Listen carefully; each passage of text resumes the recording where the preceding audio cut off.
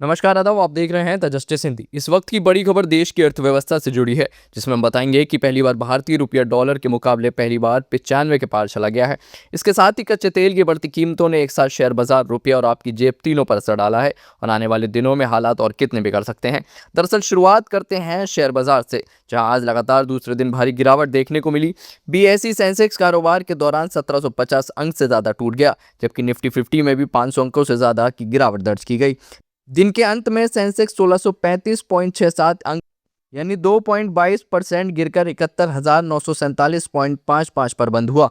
वहीं निफ्टी 488.2 अंक यानी 2.14% टूटकर 22,331.4 पर आ गया।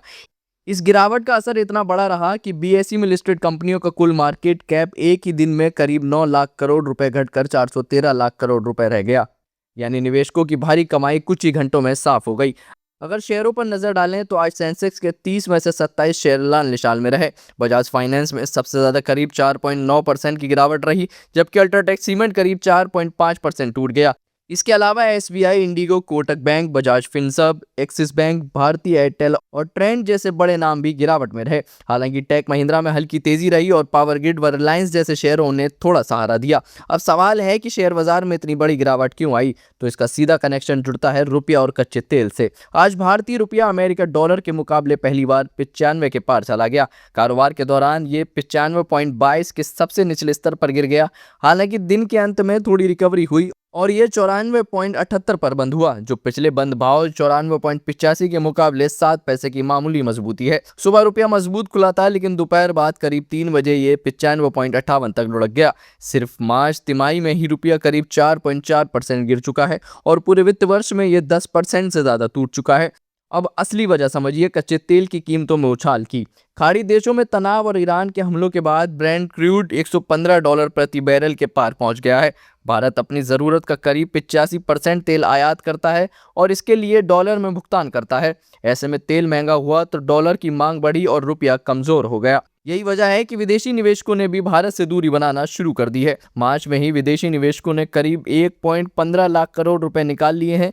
वे अब सुरक्षित निवेश के तौर पर अमेरिकी बॉन्ड्स की तरफ बढ़ रहे हैं। इससे भारत में डॉलर की कमी और बढ़ गई है, जिसका सीधा असर रुपया और शेयर बाजार दोनों पर पड़ा है। अब बात करते हैं उस अहम जगह की जिसका नाम है स्ट्रेट ऑफ हॉर्मुज़। ये समुद्री रास्ता दुनिया की करीब 20% और भारत के लगभग आधे तेल की सप्लाई का जरिया है। अगर यहाँ तनाव बढ़ता है तो तेल की सप्लाई प्रभावित हो सकती है और इसका मतलब है कि आने वाले दिनों में तेल और महंगा हो सकता है, जिससे रुपया और बाजार दोनों पर दबाव बना रहेगा।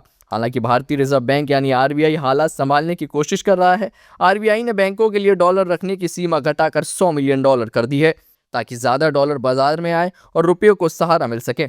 लेकिन अब सबसे अहम सवाल आगे क्या? एक्सपर्ट्स का मानना है कि अगर कच्चे तेल की कीमतें 110 से $115 के ऊपर बनी रहती हैं और विदेशी निवेशकों की बिकवाली जारी रहती है, तो रुपया और कमजोर होकर 98 के स्तर तक भी जा सकता है। इसका सीधा असर शेयर बाजार पर भी पड़ेगा और गिरावट का सिलसिला जारी रह सकता है। और इसका असर सिर्फ बाजार तक सीमित नहीं रहेगा, बल्कि आपकी जेब तक पहुंचेगा। रुपया कमजोर होने से आयात महंगा होगा। मोबाइल, लैपटॉप, सोना, चांदी, कच्चा तेल सब महंगे होंगे।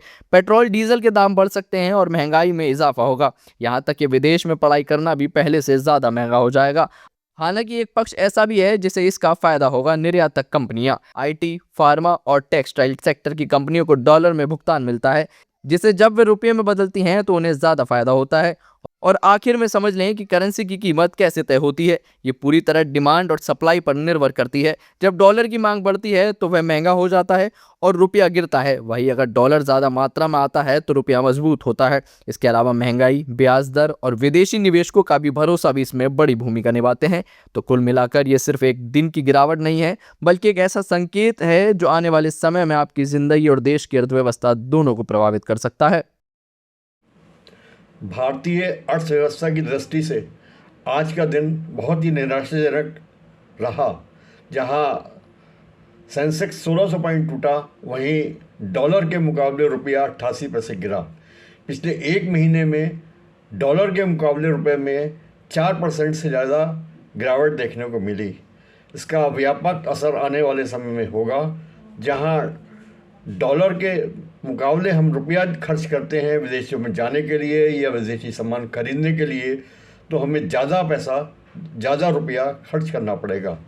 जो बच्चे बाहर शिक्षा प्राप्त कर रहे हैं, पढ़ रहे हैं, उनके अभिभावकों को जो फीस है विदेशों में रहने की वो कहीं ज़्यादा अदा करनी पड़ेगी। जो विदेशों से आयातित सामान है वो महंगा होगा। गैस, पेट्रोल और डीजल के दामों में उछाल आ सकता है। ये व्यवस्था देश के लिए हितकर नहीं है और इससे महंगाई बढ़ेगी, हर वर्ग पर इसका प्रभाव आने लगेगा।